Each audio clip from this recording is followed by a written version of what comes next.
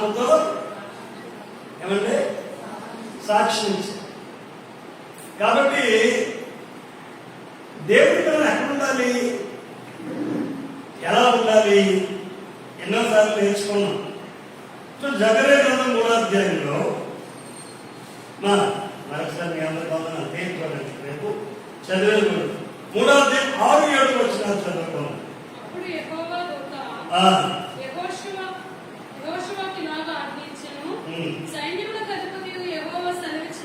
సైన్యములకు అధిపతి యెహోవా సెలవిచ్చినదేమనగా మార్గములలో నడుచుచు నేను నీకు అప్పగించిన దానిని భద్రముగా గైకొనిన నీకు పెద్ద పిలిచారనుకో చర్చిలా దాన్ని భద్రంగా కాపాడుకో. నీకు సండే స్కూల్ పరిచయం ఇచ్చారనుకో దాన్ని భద్రంగా కాపాడుకో. నువ్వు ప్రార్థన చేసే ఆత్మ కలిగిన వ్యక్తులని దేవుడిని ఆ మందిరంలో ప్రతిష్ఠించారనుకో దాన్ని కాపాడు. ఇంట్లో భార్య స్థానం అయితే దానిని కాపాడు. భర్త తండ్రి స్థానం అయితే దానిని కాపాడు. నీకు దేవుడు భూమి మీద ఏ స్థానం ఇస్తున్నాడో, మందిరంలో ఏ స్థానం ఇస్తున్నాడో దాన్ని కాపాడుకో. కాపాడుకుని ఎడల నీకు ఇచ్చినటువంటి ఆపర్చునిటీ అంటే నీకు ఇచ్చిన అవకాశం. పిల్లలు ఉన్నారు, నేను ఆమె చెప్పగల ఎలా తినరా అక్కడ 12 బాటిల్ ఉన్నాయి, 12-11 బాటిల్ ఉన్నాయి. కొన్ని దాంట్లో 2 లీటర్లు పడతాయి. 12 లీటర్లు 11 లీటర్లు నీళ్ళ ట్యాంక్ మనకి ఇవ్వరు. అప్పుడు ప్రిపరేషన్ ఏంటి? మన దగ్గర ఒక బాటిల్ ఉంది కనుక తెచ్చేసుకో. ఆ పరిచర్య ఈరోజు సండే స్కూల్ 7:30 స్టార్ట్ అయింది. పిల్లలు ప్రోత్సహించి భక్తిలో నడిపించారు. దేవుని స్తోత్రం. నీకు అప్పగించింది ఆ పని, దేవుడు నీకు ఇచ్చాడు. చదవండి.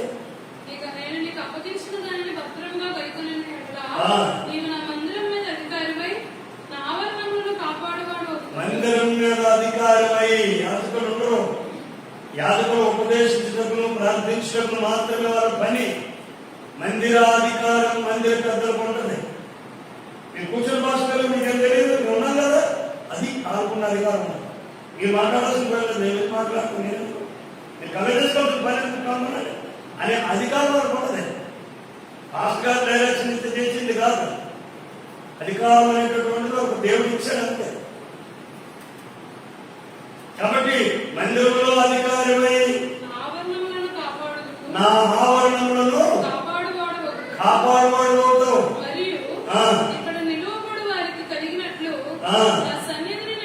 ఈ మాట నోట్ చేసుకోండి. ఈ 15 నిమిషాలు ఇదే ఉపదేశం. నా సన్నిధిలో నిలిచే భాగ్యం నీకు ఇస్తాను. ఆ సన్నిధిలో ఏముంటుందండి? మన నోటి ముందా ఒకటే గట్టిగా చెప్పండి. దేవుడి సన్నిధిలో ఏముంటుందండి? ఎప్పుడైనా పొందారా?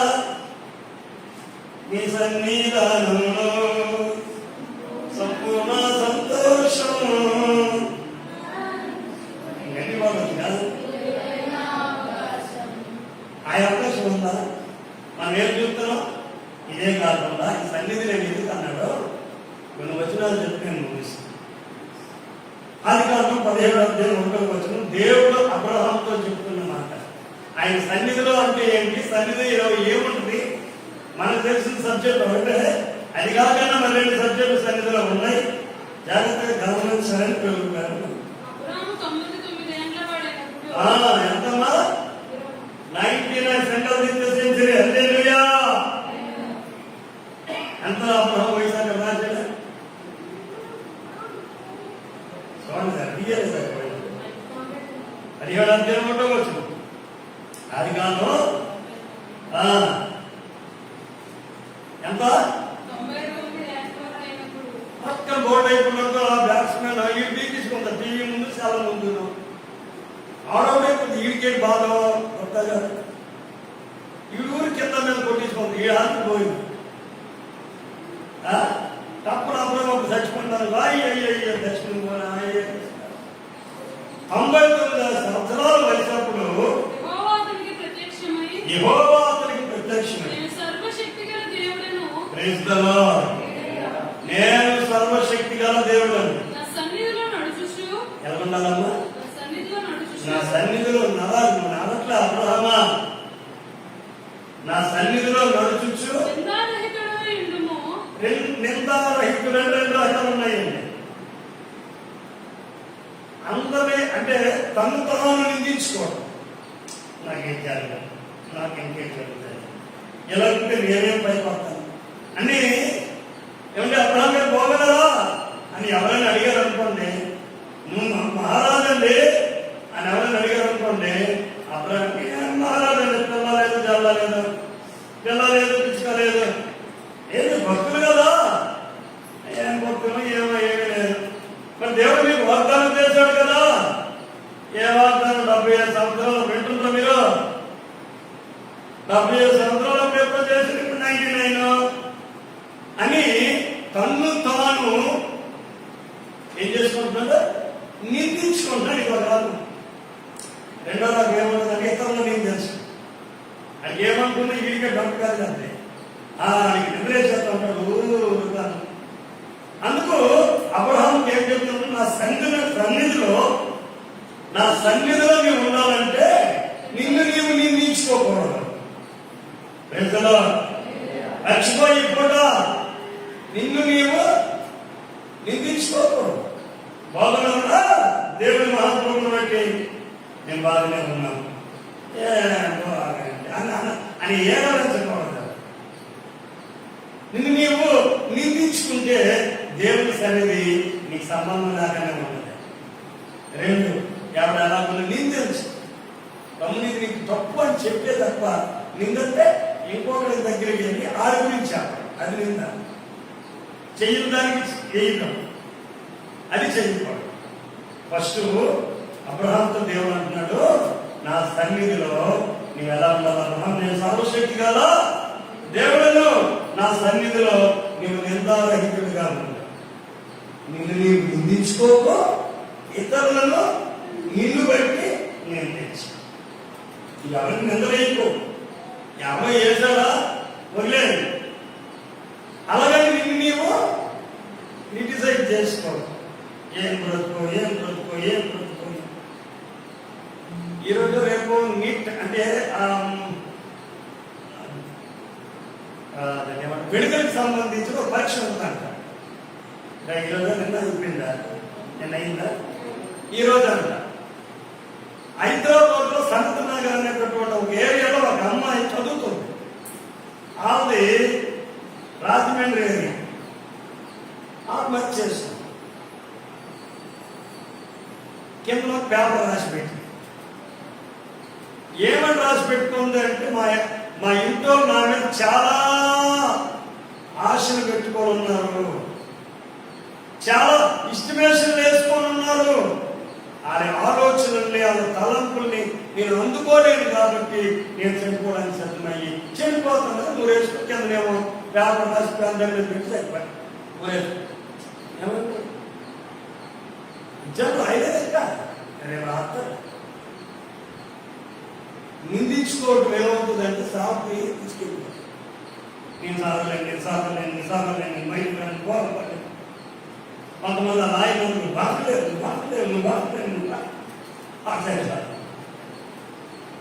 నువ్వు నిందించుకో, దేవుడి సన్నిధి ఉండదు. ఆ సన్నిధి అంటే ఏంటో చెప్తాను.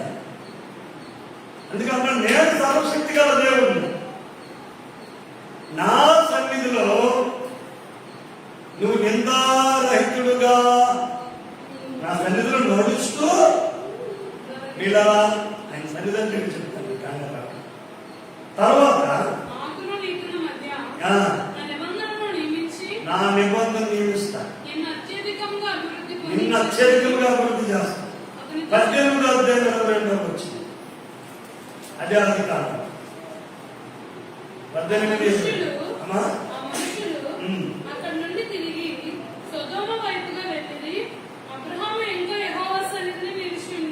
ఎక్కడున్నారండి? దేవుడు నా సన్నిధిలో ఉన్నాడు అన్నప్పుడు 18వ అధ్యాయానికి వచ్చేసరికి ఆయన సన్నిధిలో నిలబడ్డాడు. గుర్తుపెట్టుకోండి, దేవుని సన్నిధిలో ఉన్నవాడు మా ఇంటి వారి కొరకు, గ్రామస్తుల కొరకు భారం కలిగి ప్రార్థన చేస్తారు. గ్రామస్తులకు ప్రేమ ఉంటుంది, గ్రామస్తులకు భారం ఉంటుంది. అవకాశం దొరికితే గ్రామానికి ఏదైనా సేవ చేయాలన్న ఆ ఫీల్ ఉంటుంది. మంచిదే, కానీ వాళ్ళ కోసం నువ్వు ఎంత ప్రార్థన చేస్తున్నావు? నువ్వు ఎప్పుడైనా నీ వలసలో ఉన్న నీ పెద్ద మనుషుల కొరకు ప్రార్థన చేశావా? మనకు సహజంగా గ్రామాల్లో పార్టీలు, నాయకులు, అభిప్రాయాలు ఉంటాయి. మంచిదే, నేను కూడా ప్రార్థిస్తుంటాను. సంఘంలో ఉన్న రాజకీయ నాయకులు అవడం తప్పుగా సంఘానికి బలం అవ్వాలి, కానీ వారు ప్రార్థిస్తున్నా, అది ఇంపార్టెంట్. ఏది ఇంపార్టెంట్? పార్టీలు కాదు, నాయకత్వాలు ఇంపార్టెంట్, మనుషులు ఇంపార్టెంట్. ఎందుకంటే మనుషుల యొక్క తత్వాలలో దేవుని పని చేయాలి, వేదాలకు సహకరించాలి అనే తత్వం ఉండటం మంచిది. కానీ ప్రార్థన అది కాదు. సొదొమ గొమొర్రా ఏమైపోతే అబ్రహాంకి ఎందుకు? ఈయన వెళ్ళి వాళ్ళని తీసుకొని వచ్చి కదా, మళ్ళీ దేవుడి పని ఎందుకు? బేరం మాత్రం 50 మంది ఉంటే, 45 మంది ఉంటే, 40 మంది ఉంటే, చివరికి 10 మంది ఉంటే అని అంటున్నది కంటే దేవుడే దిగి వచ్చి ఈ గ్రామంలో 10 మంది కానీ నీతి మందులు ఉంటే ఈ గ్రామాన్ని నేను తప్పిస్తానంటే ఉండాలండి, రండి తీసుకెళ్తానని చర్చికలు తీసుకొచ్చి ఇందులో ఉంటారు. దేవునికి స్తోత్రం, హల్లెలూయా. నిన్ను బట్టి నేను ఎప్పుడు చెప్తుంటా, నిన్ను బట్టి నీ ఇంటినే కాదు దేవుడు నీ గ్రామాన్ని రక్షిస్తాడు.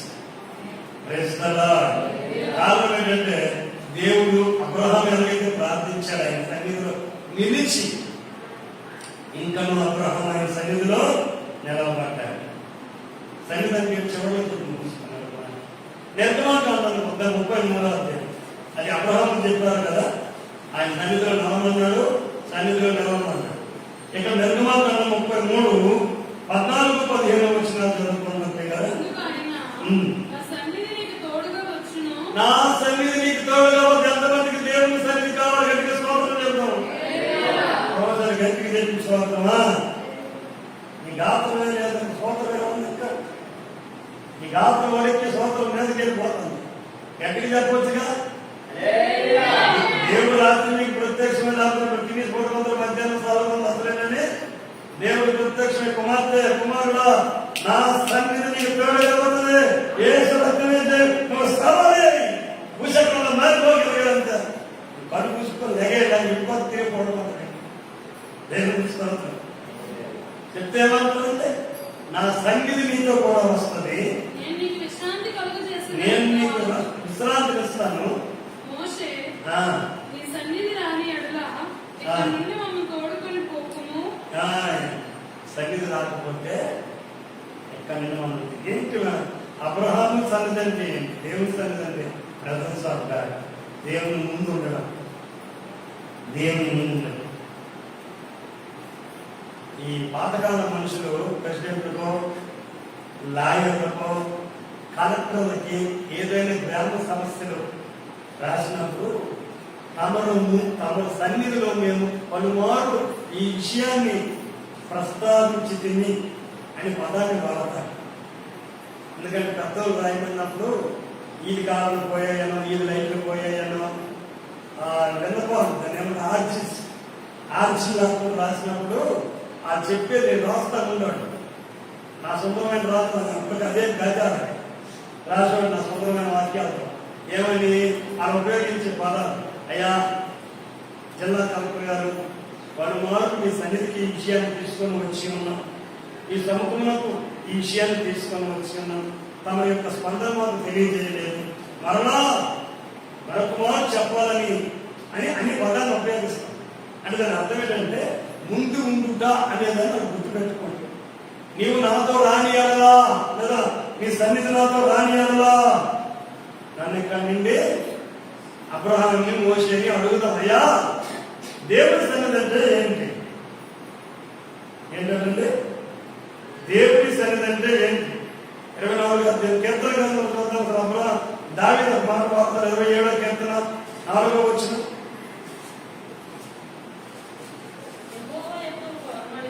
ఆ, దాన్ని నేను వెలుగుచున్నాను. యెహోవా ప్రసన్నతను చూచుటకు అదండి దేవుని సన్నిధి అనగా దేవుని యొక్క ప్రసన్నత, ఎవరు సమీపించలేని ఒక బ్రైట్నెస్, ఒక ఉన్నతమైనటువంటి వెలుగు. ఒక వరం అడిగారంట దేవుణ్ణి. ఏమవడం వరము?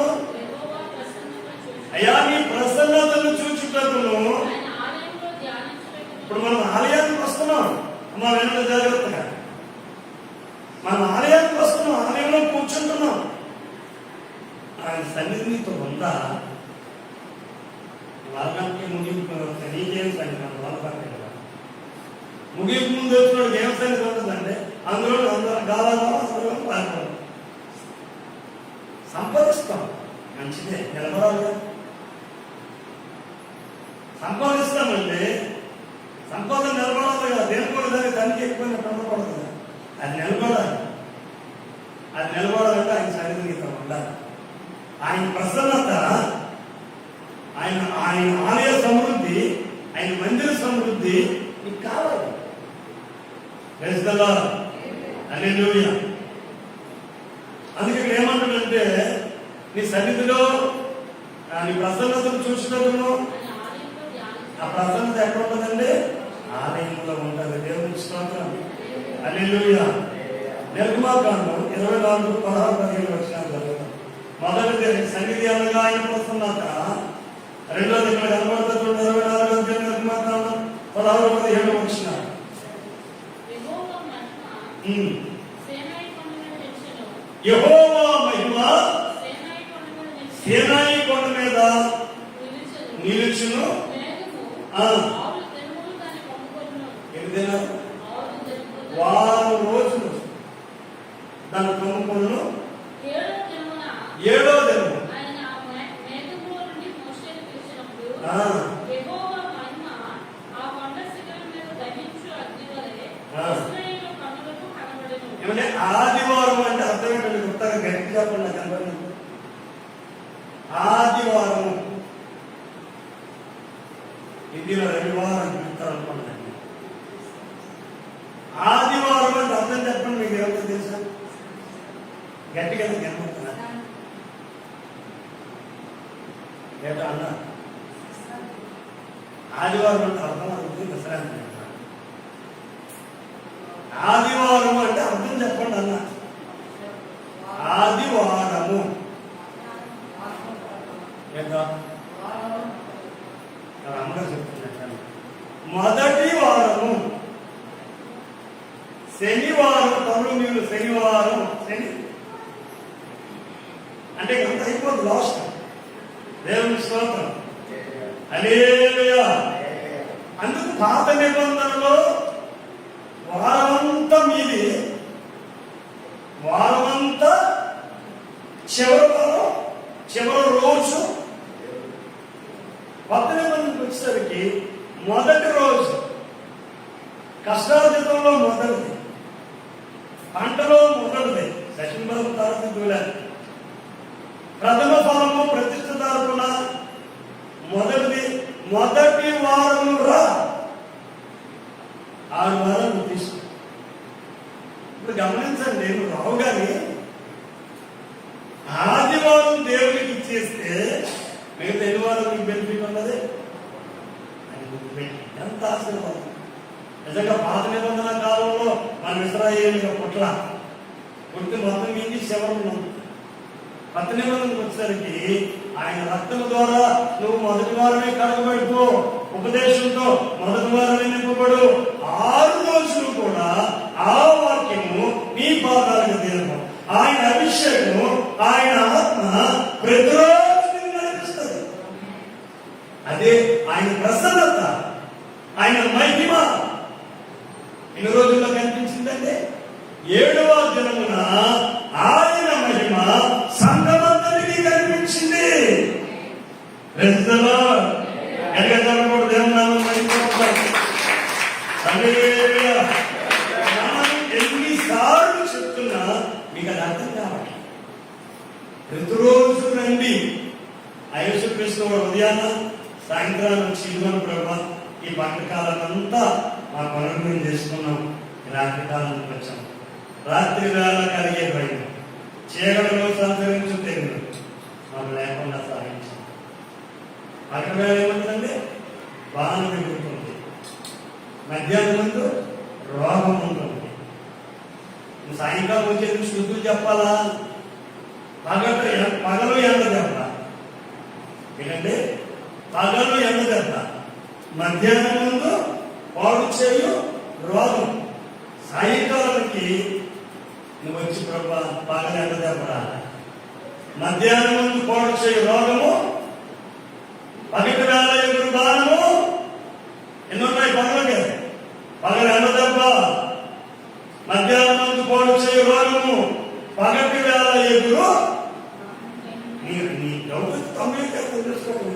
90 పగటి ఎన్నుందంటే సపోర్ట్లో దేవుని సన్నిధి, ఆయన ప్రసన్నత, ఆయన మహిమ, ఆయన సన్నిధిలో కీర్తన గ్రంథంలో చెప్తాడు. 16వ కీర్తనలో 11వ వచనంలో చెప్తాడు, ఆయన సన్నిధిలో సంపూర్ణ సంతోషం ఉంది. Praise the Lord. ఆయన సన్నిధిలో మరి ప్రసన్నత ఉన్నదని కీర్తనకారుడు చెప్పాడు. ఆ మోషే అంటాడు ఆయన సన్నిధిలో మహిమ ఉందని చెప్పాడు. కీర్తనకారుడు దావీదు అంటాడు ఆయన సన్నిధిలో సంపూర్ణ సంతోషం. ఆయన సన్నిధి ఆయన పిల్లలకు మాత్రమే. Praise the Lord. ఆయన సన్నిధి ఆయన సంఘములకు మాత్రమే, ఆయన శరీరంలో పడిన సంఘానికి మాత్రమే. ఎందుకంటే పగ ఉదయించేటప్పుడు, సూర్యుడు ఉదయించేటప్పటికి 3 రెడీ అయిపోతాయి. నేను ముగిస్తున్నా. 3 రెడీ అయిపోతాయి. ఏదో తెలుసా? సూర్యుని ఎండ. అమ్మా బైబిల్ ఏం చెప్తుంది? సూర్యుని ఎండ, పగటి వేళ ఎదురు, మధ్యాహ్నం సంచరించు, మధ్యాహ్నం సంచరించు. ఇవి పగలు తప్పించడానికి ఆయన సరిగ్గా నీకు అవసరం. ఇక రాత్రికి వెళ్తావా? పగలు తీసిన 7 గంటల ప్రార్థనకు వచ్చి ప్రభువా పగలు ఎండ దెబ్బ తగలకుండా కాపాడాడు, పగటి వేళ ఎగురు బాణము తప్పించాడు, మధ్యాహ్నం ముందు పాడు చేయు రోగం తప్పించాడు. స్తోత్రాలయ్యా. రాత్రికి ఏముంది? చీకటిలో సంచరించు తెగులు, రాత్రి వేళ కలుగు భయం. ఏం తెగులు ఉంది? సంచరిస్తుంది తెగులు. ఎవరిని ఇంగుదిరా అనుకోని తెల్లవారు లేచి ప్రభు సన్నిధి తెచ్చి ప్రభా రాత్రి వేళ కలిగే భయాన్ని తప్పించి చీకటిలో సంచరించి తెగుల్ని తప్పించి. శత్రువులు చూశారు. ఒక రోజుకి 5 శత్రువులు అంటే దేవుని సన్నిధి వెళ్ళాలా? నమస్కారం చేసి చెప్తున్నా. ప్రతిరోజు రండి, ఎదుట కన్నీరు కాల్చి మేము చెప్తున్నాం. మేమైనా ముగ్గురమే, ఇద్దరమే, ఒకసారి ఒక్కడే ఉంటుంటాం. ఎందుకు? చూడండి, వరదెబ్బ పక్కన ఎండ దెబ్బ, మధ్యాహ్నం ముందు పోటీ చేయ రోగము, పగటి వేళ ఎగురు బాణము, చెడులో సంచరించు తెగులు, రాత్రి వేళ కలుగు. ఇవి నేను తప్పించుకోవాలంటే సన్నిధిలో నిలబడాలి. సన్నిధిలో ఏముంది? దేవుని ప్రసన్నత, దేవుని మహిమ, దేవుని సంతోషం. ఈ 3 ఎవరికి? దేవుని పిల్లలకు తానే. ఇది చెప్పడానికి ఏమో 8 గంటల పూట ప్రారంభిస్తే 9:30 నుండి రావడం స్టార్ట్ అవుతారండి. గంటసేపు ఏం చేస్తారు? కొంతమంది మరి ఇదిగో ముగింపు ముందు వచ్చినారు, వాళ్ళు 1/2 గంట 20 నిమిషాలు అయిపోయింది. కాబట్టి ఏమడుగుతారంటే వెళ్తున్నప్పుడు మోషే అంటాడు నీ సన్నిధి రాకపోతే నేను అలంకరణ. సన్నిధిలో ప్రసన్నత ఉంది, సన్నిధిలో మహిమ ఉంది, సన్నిధిలో సంతోషం ఉంది. అందుకే భక్తులు వాడతారు నీ సన్నిధి రాకపోతే.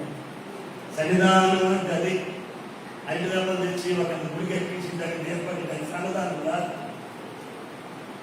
అది అంతరోజు సన్నిధానం. అది ఆయన సన్నిధి నిరంతరము ఉండాలి. దేవుని స్తోత్రం. అందుకే మోషే ఏమంటాడో నీ సన్నిధి రాకపోతే నేను శుభ్రం కొట్టి జైలు పెడతారు. పౌరుల్ని తల్లి అలా ఏం చేస్తారంటే పాటలు పాడుకుంటున్నారు, దేవుని స్తుతిస్తున్నారు. ఆయన సన్నిధి వారికి కనబడతా ఉంది. దేవుని స్తోత్రం కలుగుతుంది. అంతమంది ప్రభా ఆయన నీ ప్రసన్నతను ధ్యానించడానికి నీ మందిరికి వస్తాం ప్రభా. నీ మహిమ అక్కడ ఎదుగదా 7వ దినాన ఇశ్రాయేలీయులందరూ అమాచార్యాన్ని ముగించుకుంటూ నిర్మాణాలు 7వ దినమున ఆ. ఆయన మేఘములో నుండి మోషేను పిలిచినప్పుడు మేఘంలో నుండి మోషే కమాన్ ఇచ్చినప్పుడు యెహోవా మహిమ కొండ శిఖరం మీద ఆ. దహించు అగ్ని వలె యెహోవా మహిమ కొండ శిఖరం మీద దహించు అగ్ని వలె ఇశ్రాయేలీయుల కన్నులకు కనబడెను. సంఘమంతటికి కనిపించింది. అప్పుడు మోషే ఆ. ఆ మేఘంలో ప్రవేశించి అప్పుడు ఆ మోషే మేఘంలోకి కొండ మీద దారిలో అంటున్నాడు, నీ సన్నిధి ప్రసన్నత. మోషే అంటున్నాడు, నీ సన్నిధి అనగా మహిమ. కీర్తనాకారుడు రాస్తాడు, నీ సన్నిధి అనగా సంపూర్ణ సంతోషం. ఒకవేళ సన్నిధి లేకపోతే 5 నష్టాలు ఉన్నాయి. 5 నష్టాలు. సూర్యుని ఎండ అంటే పగలు ఎండ దెబ్బ, నోట్ చేసుకో. 2, అది తప్పించుకున్నావా? పగటి వేళ ఎగురు బాణము తప్పించుకున్నావా? మధ్యాహ్నం పాడు చేయు రోగము తప్పించుకున్నావా? చీకటిలో సంచరించు తెగులు తప్పించుకున్నావా? రాత్రి వేళ కలుగు భయం సాధన ఇలాంటి తప్పించుకోవాలి. రేపు సంగతి చూద్దాం. ఎందుకంటే నీకోసం నిత్యము అర్థం జరుగుతుంది. ముగ్గురు అయినా 4 నుంచి 6 వరకు నీకోసం దూరం ఎత్తునే ఉన్నాం. ఆదివారం నీకు దూరము, సోమవారం శనివారం వరకు ఆయనకు దూరం. దాటిపోకండి. ఇక్కడ తెల్లారితే ఎక్కడెక్కడికో వెళ్తారు. కనీసం బైబిల్ సరిగ్గా బతుకు కూడా లేదు ప్రభు. వాళ్ళకి 1 గంట కూడా బైబిల్ చదవదు ప్రభు. కనీసాన్ని దాటిపోయాలి. వాళ్ళు ఎక్కడెక్కడికో వెళ్తారు, ఏదేదో చేస్తూ ఉంటారు ప్రభు. పిల్లలు కలిసి స్కూళ్ళకి వెళ్తారు. దుష్టాత్మలు కలిగి పిల్లలతో కలిసి ఉంటారు. ఎందుకంటే ఆ పిల్లలకు దిగదులిచి బాధించి ఇలా బాగా వీడేం చేస్తుంది? ఆమె బదులు చేయాలి. ఆయన సర్వదరిద్రాలు వీటి రాదని ఆయన రాపాలి. దానికి చెప్తే అసలే చూస్తారు. కళ్ళు బెదురుతుందా, కాలు బెదురుతుందా, నడుము పడుతుందా, ఏది వచ్చి సెలవిట్టిందని రెడీ ఉంటుంది భక్తులు. అది చిన్నది కళ్ళు పెట్టుకుంది. అమ్మ కళ్ళు ముందు వాళ్ళకే ఉంటాయి. శివాన్ చేయకపోతే శివాన్ చేయాలి. అందుకే కాబట్టి ఇదన్నింటినీ తప్పించుకొని బ్రతకాలి అంటే దేవుని సన్నిధి ఆయన ఇచ్చాడే సాక్షి. దేవుడు కుమారుడు కుమార్తెలని ఇచ్చాడే సాక్షి ఇచ్చాడే.